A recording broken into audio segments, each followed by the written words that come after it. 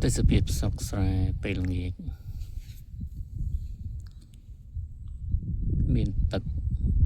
មានភ្នំមានភ័យធម្មជាតិខ្យល់បរិសុទ្ធមានភ្នំធម្មជាតិមានទឹកព័ទ្ធជុំវិញ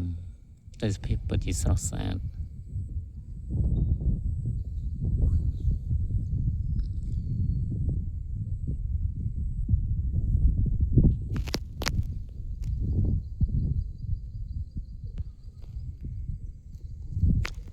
មានពុកម៉ែបងប្អូនគាត់ធ្វើតូបធ្វើកញ្ចុះលក់នៅជាប់ផ្លូវនៅក្បែរជើងភ្នំ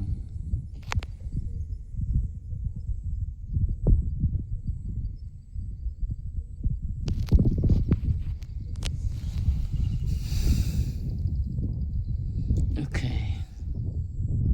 ទេសភាពពិតជាស្រស់ស្អាតនេះគឺជាតំបន់ទេសចរភ្នំទឹកធំដែលស្ថិតនៅឃុំឫស្សីស្រុកខាងលិចស្រុកកំពង់ត្រាចខេត្តកំពតពុកម៉ែបងប្អូនអាចអញ្ជើញមកទេសចរនៅតំបន់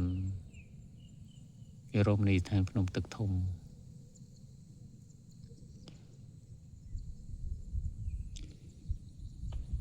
ទេសភាពពេលល្ងាចព្រះអាទិត្យរៀបចាប់លិច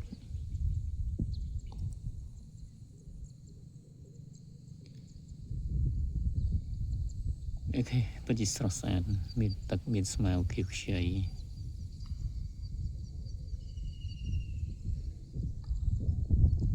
មានភ្នំមានផ្ទះប្រជាពលរដ្ឋមានវត្តអារាមនៅលើភ្នំ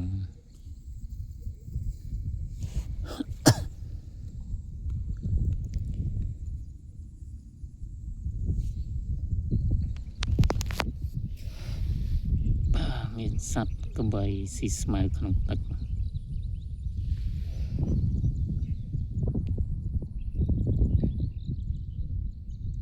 បាទវត្តនៅលើភ្នំ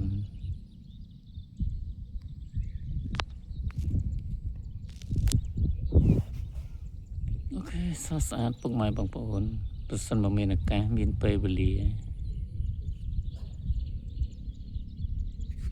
អញ្ជើញមកទស្សនារមណីយដ្ឋានភ្នំទឹកធំ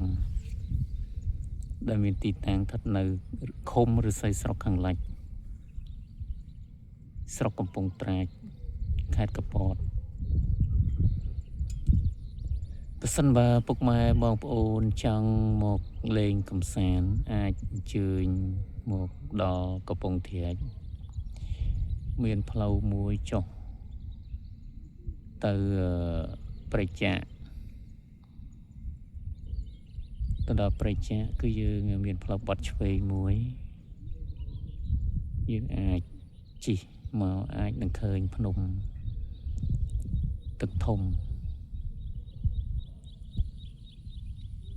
ដែលនៅជិះមកគឺឃើញហ្មងឃើញភ្នំទឹកធំភ្នំធម្មជាតិយើងហ្នឹងគឺជិះមកឃើញហ្មងអញ្ចឹងពុកម៉ែអាចអញ្ជើញមកលេងមកទស្សនាកម្សាន្តសម្រាប់ពីការងារហើយ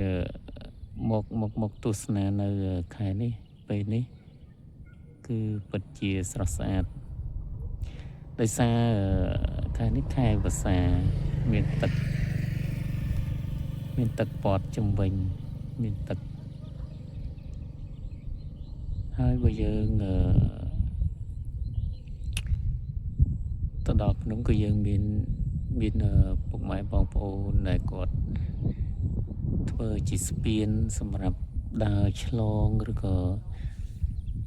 ស្ពានសម្រាប់ដើរទស្សនាជុំវិញភ្នំអូខេអរគុណច្រើនពុកម៉ែបងប្អូនជាទីស្រឡាញ់រាប់អាន